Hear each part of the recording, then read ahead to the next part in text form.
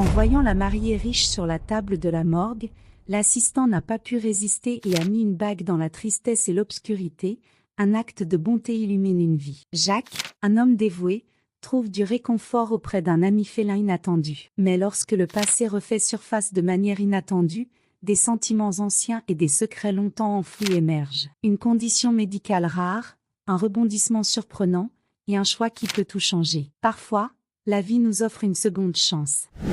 Jacques et Mike travaillaient ensemble depuis de nombreuses années à la maison funéraire Eternal Rest. Jacques, le plus âgé, était un homme calme et compatissant, traitant toujours chaque défunt et leur famille avec le plus grand respect et empathie. Mike, en revanche, était jeune et ambitieux, cherchant constamment des moyens de gagner un peu plus d'argent, souvent de manière peu éthique. La différence entre les deux était évidente pour quiconque les observait, mais d'une manière ou d'une autre, ils réussissaient à travailler en harmonie. Un matin d'automne froid à Boston, Jacques était à son habituel quart de matinée lorsqu'il entendit un faible miaulement provenant de la ruelle à côté de la maison funéraire. Curieux, il alla enquêter et trouva un chaton maigre et sale, recroquevillé entre quelques boîtes en carton. Jacques, avec son cœur compatissant, ne réfléchit pas 2 fois avant de prendre le chaton et de l'emmener à l'intérieur. Il le nettoya, le nourrit et décida de l'appeler Snoopy. Mike regarda le chat avec mépris lorsqu'il vit Jacques le ramener à l'intérieur. « Jacques, ici,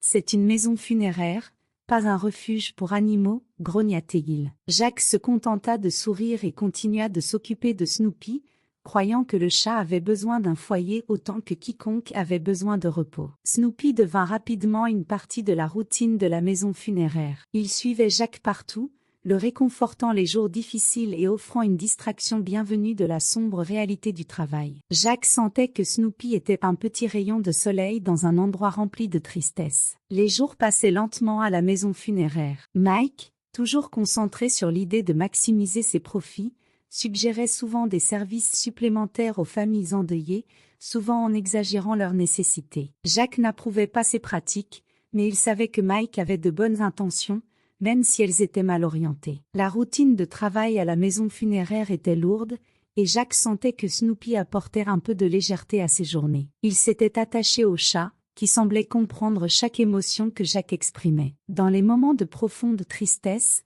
Snoopy se blottissait sur ses genoux, ronronnant doucement, comme s'il savait exactement ce dont Jacques avait besoin. Une nuit, alors que Jacques fermait la maison funéraire, Mike s'approcha avec un sourire malin sur le visage. « Jacques, j'ai décroché un boulot supplémentaire pour nous. On va embaumer quelques corps pour une maison funéraire dans une autre ville. Il paie bien, qu'en penses-tu » suggéra Mike. Jacques soupira, hésitant. « Mike, je ne sais pas. Je n'aime pas faire ça juste pour l'argent. Chaque corps est une vie qui mérite respect, » répondit Jacques. Mike leva les yeux au ciel. « Tu es toujours si moraliste, Jacques. C'est juste du travail. Et un peu plus d'argent ne fait de mal à personne, » insista-t-il. Jacques, cependant, resta sur sa position. « Je comprends, Mike, mais je pense que nous devons penser aux familles que nous servons. Elles comptent sur nous pour prendre soin de leurs proches. Je ne peux pas faire ça juste pour l'argent, » dit Jacques, mettant fin à la conversation. Mike, bien que frustré,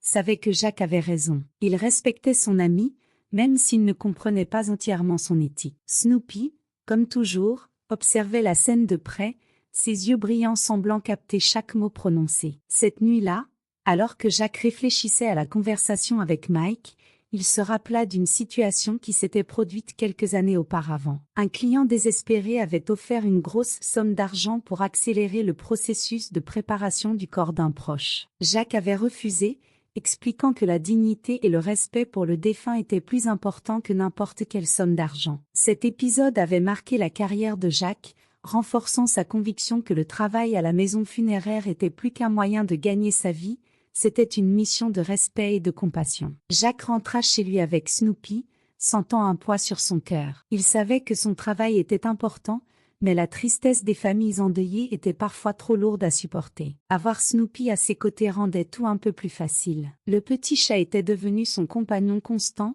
un symbole d'espoir au milieu de l'obscurité. Et ainsi, les jours à la maison funéraire Eternal Rest continuaient, avec Jacques et Mike affrontant les défis et apprenant de chaque expérience. Jacques savait que, quelles que soient les difficultés, il avait une mission, apporter du réconfort et de la dignité à ceux qui étaient partis et à leurs familles. Et avec Snoopy à ses côtés, il sentait qu'il pouvait affronter n'importe quoi.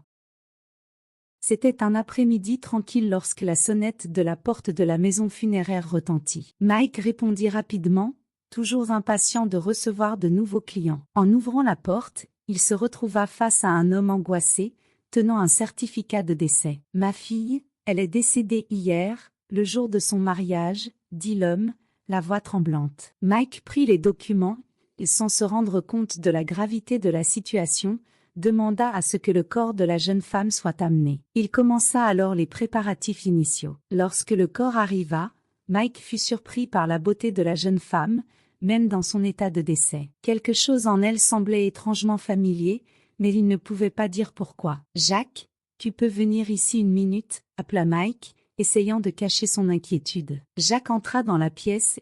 En voyant le corps de la jeune femme, il resta paralysé. C'était Emily, la femme dont il avait été follement amoureux des années auparavant. Apparemment, elle était morte d'une crise cardiaque le jour de son mariage. Jack ressentit un tourbillon d'émotions, allant d'une profonde tristesse à une nostalgie douloureuse. Mike, percevant l'impact qu'Emily avait sur Jack, s'approcha de son ami. « Tu la connaissais ?» demanda-t-il, avec un rare ton d'empathie. Jack acquiesça, incapable de parler. Il portait toujours une bague de fiançailles dans sa poche, un symbole de l'amour qu'il ressentait pour Emily. Sans trop réfléchir, il sortit la bague et la plaça au doigt de la jeune femme décédée. Lorsqu'il toucha sa main, il remarqua quelque chose d'étrange.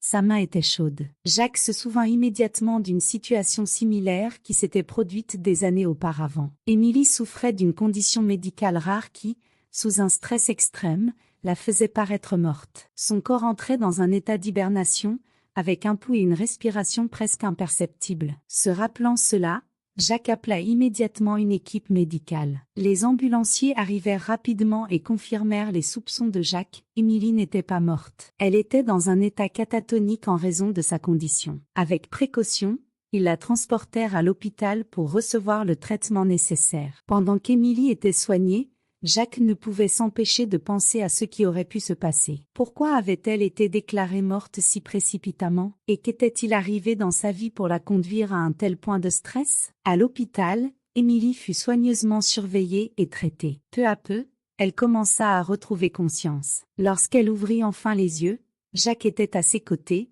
tenant sa main. Elle sourit, reconnaissant l'homme qu'elle n'avait jamais oublié. « Jack » murmura Emily, sa voix faible mais pleine d'émotion. Jack serra sa main, ressentant un soulagement indescriptible. Ils passèrent des heures à discuter, se remémorant le passé et partageant leurs expériences depuis la dernière fois qu'ils s'étaient vus. Emily raconta comment son ex-fiancé abusif l'avait poussée à bout, provoquant un burn-out qui avait failli la tuer. Les jours suivants furent marqués par une grande réflexion pour Jack. Il savait que la vie lui avait offert une seconde chance d'être avec Emily, et il ne voulait pas laisser passer cette opportunité. Pendant ce temps, Mike observait tout de loin, commençant à repenser à ses propres attitudes envers la vie et le travail. La réunion de Jack et Emily eut un impact profond sur tous ceux qui les entouraient, montrant la fragilité et la beauté de la vie. Mike commença à réfléchir plus profondément à ses actions et décisions. Il se souvint d'une conversation qu'il avait eue avec son grand-père, qui disait toujours « La vie est courte ».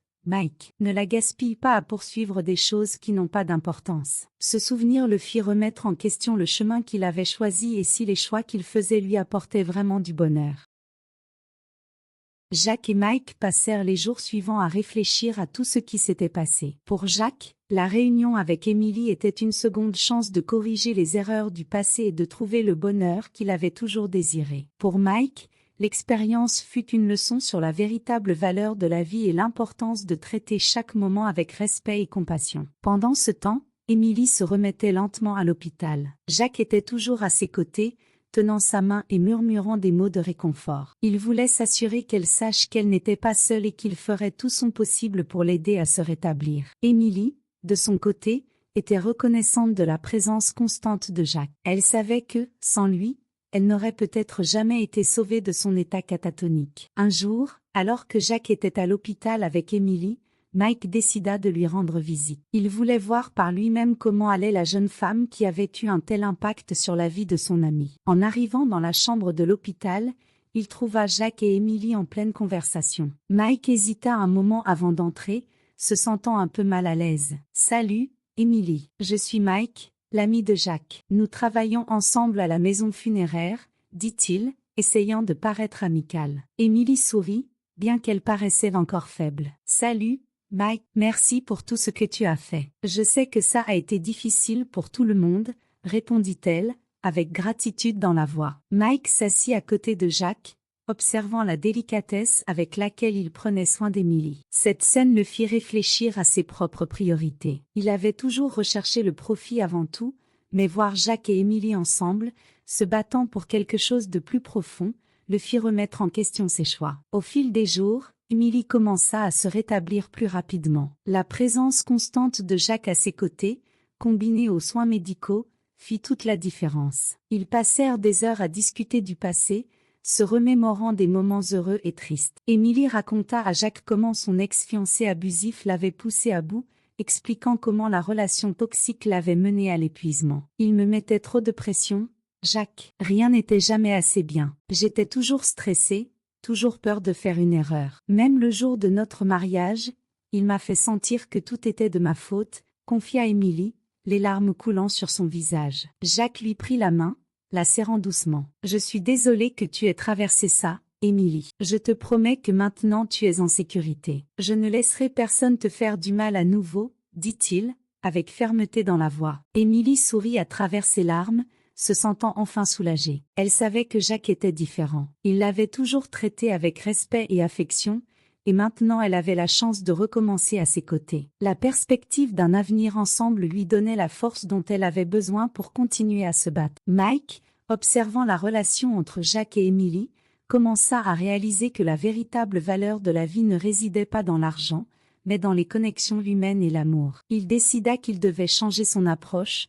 tant dans son travail que dans sa vie personnelle. Inspiré par l'exemple de Jacques, Mike commença à traiter chaque client de la maison funéraire avec plus de respect et de compassion, comprenant que chacun avait une histoire et un héritage à honorer. Mike réfléchissait à son passé, se souvenant de la façon dont sa cupidité avait éloigné des personnes importantes de sa vie. Il pensait à ses parents, qu'il avait toujours conseillé de chercher le bonheur dans les choses simples, mais il avait ignoré ses conseils en poursuivant le succès financier. Maintenant, il voyait combien il avait eu tort et décida de changer, commençant à valoriser les petites choses et les relations qu'il avait négligées.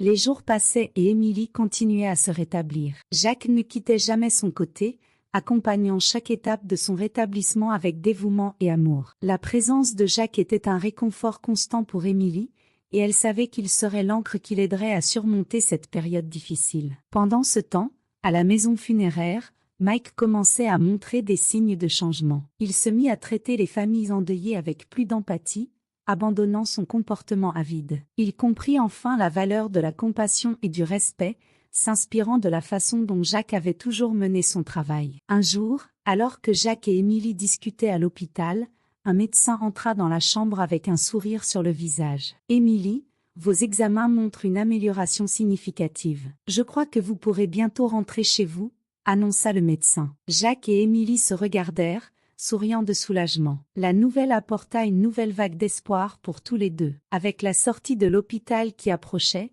Jacques commença à faire des plans pour l'avenir. Il savait qu'il voulait passer le reste de sa vie aux côtés d'Émilie, lui offrant la sécurité et l'amour qu'elle méritait. Il savait aussi qu'ils auraient besoin d'un environnement accueillant et tranquille pour l'aider à continuer sa récupération. Jacques décida qu'il était temps de chercher une nouvelle maison, un endroit où ils pourraient commencer une nouvelle vie ensemble. Pendant que Jacques faisait ses plans, Émilie commença aussi à penser à l'avenir. Elle voulait laisser derrière elle le passé douloureux et se concentrer sur la construction d'une vie heureuse aux côtés de Jacques. Elle décida qu'il était temps d'affronter ses peurs et d'aller de l'avant, sachant qu'avec Jacques à ses côtés, elle pourrait surmonter tous les défis. Le jour de la sortie d'Émilie, Jacques l'aida à ranger ses affaires à l'hôpital. Il était à la fois excité et nerveux, impatient de commencer cette nouvelle phase de leur vie. Lorsqu'ils sortirent enfin de l'hôpital, Émilie sentit le soleil sur son visage et respira profondément, se sentant vraiment vivante pour la première fois depuis longtemps. Jacques emmena Émilie dans sa maison temporaire,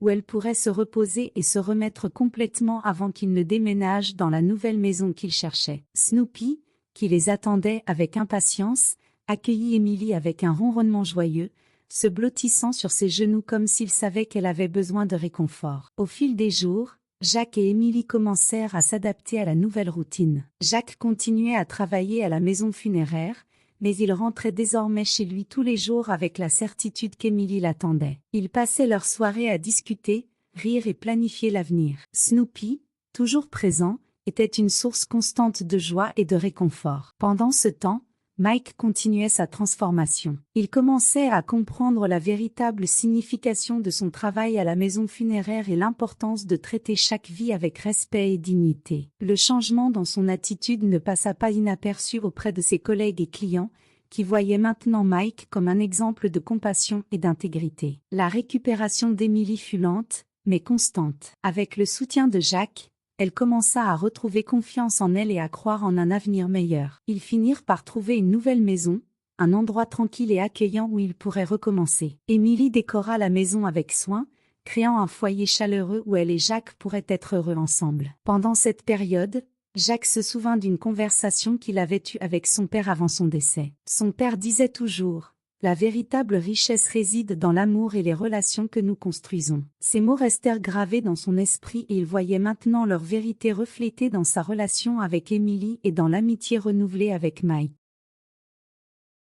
Le temps passa et Émilie se rétablit complètement. Elle et Jacques étaient prêts à commencer une nouvelle phase de leur vie, laissant derrière eux le passé douloureux et se concentrant sur l'avenir qu'ils voulaient construire ensemble. Ils déménagèrent dans la nouvelle maison, un endroit plein de lumière et d'espoir, où ils pourraient être heureux et créer des souvenirs ensemble. Le jour du déménagement, Mike apparut pour aider. Il était visiblement différent, plus serein et compatissant. « Jacques, Émilie, je veux vous remercier. Vous m'avez montré ce qui compte vraiment dans la vie. »« Merci pour cela, » dit Mike, avec sincérité. Émilie sourit et étreignit Mike. « Merci pour tout, Mike. Tu nous as beaucoup aidés aussi, » répondit-elle, avec gratitude. Jacques observait la scène avec un sourire sur le visage, se sentant fier de son ami et de la façon dont tous avaient grandi et changé pour le meilleur. La nouvelle maison de Jacques et Émilie était un refuge de paix et de bonheur. Ils décorèrent chaque coin avec amour, créant un foyer où ils pouvaient être véritablement heureux. Snoopy et le perroquet d'Émilie,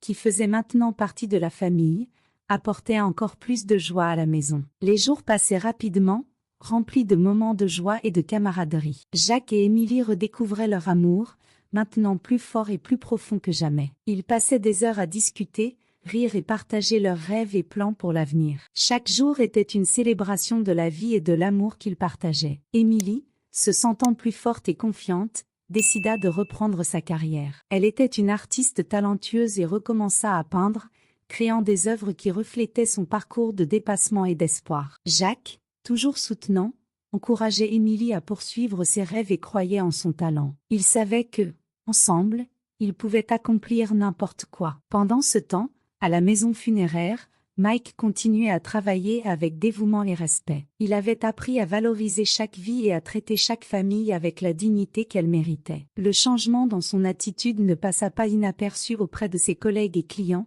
qui voyait maintenant Mike comme un exemple de compassion et d'intégrité. Un jour, alors que Jacques et Émilie étaient à la maison, Mike apparut avec une surprise. Il avait adopté un chien dans un refuge et voulait le présenter au couple. « Voici Max. Je pensais qu'il avait besoin d'une famille autant que moi.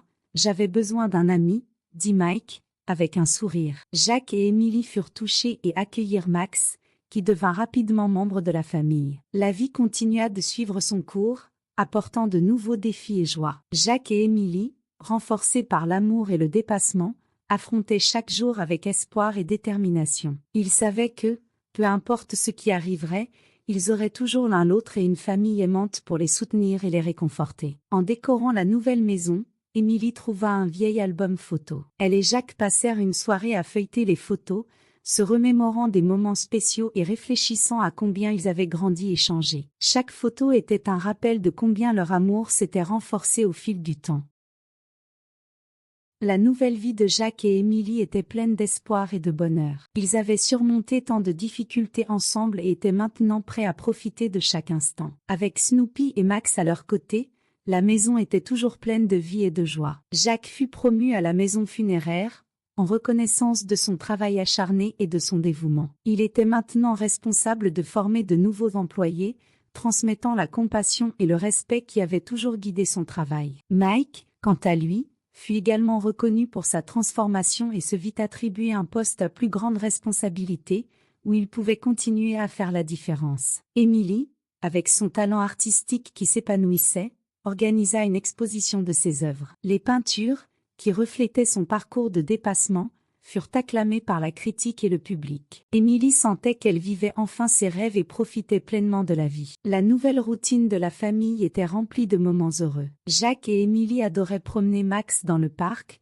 où il courait librement, apportant des sourires au visage de tous. Snoopy, toujours curieux, suivait Jack dans la maison, comme son petit compagnon fidèle. Le perroquet d'Emily, avec ses couleurs vibrantes et sa personnalité captivante, était une source constante de divertissement et de joie. Les week-ends étaient particulièrement spéciaux. Jack et Emily aimaient organiser de petites rencontres avec des amis et des membres de la famille, partageant des rires et de bonnes histoires. La maison était toujours pleine d'amour et de bonheur, un contraste frappant avec les jours sombres du passé. Un jour, alors qu'ils étaient au parc, Emily regarda Jack et sourit. « Tu sais, Jack, je n'ai jamais pensé que je retrouverais le bonheur. Mais nous voici, construisant une vie ensemble, pleine d'amour et d'espoir, dit-elle, avec gratitude dans la voix. » Jack lui serra la main, ressentant une vague d'émotion. « Emily, tu es la raison pour laquelle ma vie a du sens. Ensemble, nous pouvons surmonter n'importe quoi,